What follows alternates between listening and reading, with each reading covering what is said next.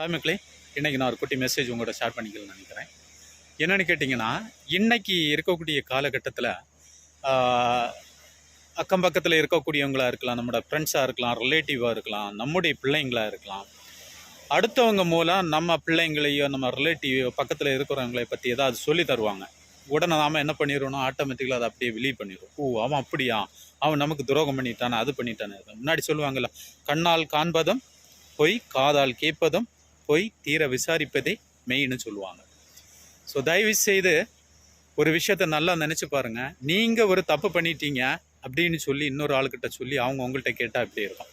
சும்மா just have to think ப்ராக்டிக்கலாக நினச்சி பார்க்கலாமே. ஸோ தயவு செய்து அழகாக ஒரு 2-3 லைன் சொல்லியிருப்பாருங்க பாருங்கள். பிறரை பற்றி விமர்சிப்பதற்கு முன்பாக அவரிடத்தில் நீ இருந்தால் சரியாக நடந்து கொண்டிருப்பாயா என்று யோசித்து பாருங்கள். அதன் பிறகு உன்னுடைய மனம் சொல்லும், பிறரை பற்றி விமர்சிக்க உமக்கு தகுதி இருக்கிறதா என்று.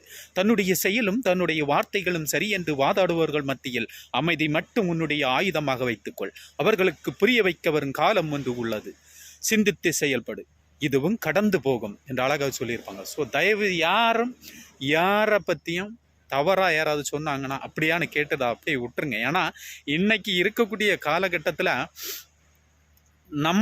நம்மக்கிட்ட நல்ல அன்பாக பேசிகிட்டு இருப்பாங்க, நல்ல ஹாப்பியாக மகிழ்ச்சியாக ரொம்ப 100% ஆனஸ்டி பர்சனாக பேசிகிட்டு இருப்பாங்க.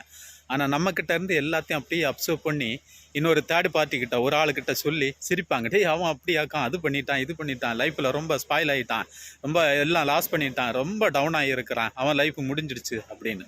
ஸோ தயவு செய்து உங்களுடைய பர்சனலாக யார் கூடயும் ஷேர் பண்ணாதீங்க.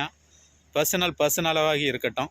யாரையும் அளவுக்கு அதிகமாக நம்பாதீங்க வாழ்க்கையில், இன்க்ளூடிங் நான் சொல்ல விரும்பலை யாருன்னு, உங்களுக்கே தெரியும். ஸோ உங்களுடைய வாழ்க்கை, உங்களுடைய பிள்ளைங்க, உங்களுடைய குழந்தைகள், உங்களுடைய ஃபேமிலின்னு நினச்சி வாழுங்க.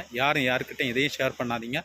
நமக்கு இருக்கிற ஒரே சொல்யூஷன் யாருன்னு கேட்டால் அது தெய்வம் மட்டும்தான். கஷ்டம் இருக்கும்போது இறைவன்கிட்ட போய் அமைதியாக ஒரு இடத்துல உட்காந்து சொல்லுங்க, நீங்கள் ஃபீல் பண்ணுங்க, அழுங்க, ஒன்றும் இல்லை. ஏன்னா இறைவன் மட்டும்தான், அவருக்கு எல்லாருமே குழந்தைகள் தான்.